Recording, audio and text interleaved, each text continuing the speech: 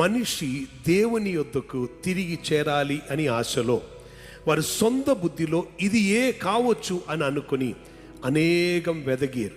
ఈ కాలములోనే పడిపోయిన దేవదూతలను చూసి వీరు మనిషి కంటే అమానుషికమైన శక్తి కలిగిన వారు గనుక వీరు దేవుళ్ళేమో లేదా దేవుడేమో అని అనుకున్నందున అప్పుడు వారు దేవుళ్ళు అని అనుకున్నారు.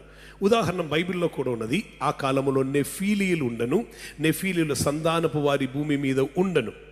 వీరే కీర్తి నొందిన, పేరు నొందిన వీరులు లేదా శూరులు అని బైబిల్లోనే రాసి ఉంది.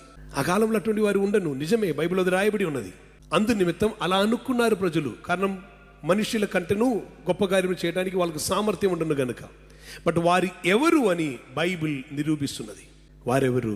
దేవుడు కాదు, దేవుడు ఒకరు. పడిపోయిన దేవదూతలు కారు. ప్లీజ్, మనుష్యులు గ్రహించవలసింది దేవుడు ఒక్కరే. There's only one God.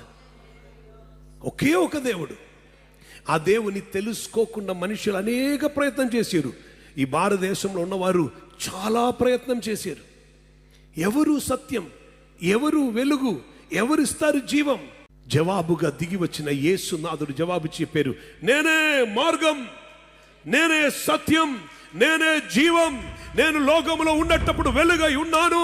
నన్ను వెంబడించి వారు చీకటిలో నడవరు, జీవపు వెలుగు కలిగి ఉంటారు. నా ద్వారా తప్ప మరి ఏ రీతిలోనూ తండ్రి అయిన దేవుని వద్దకి రాలేరు.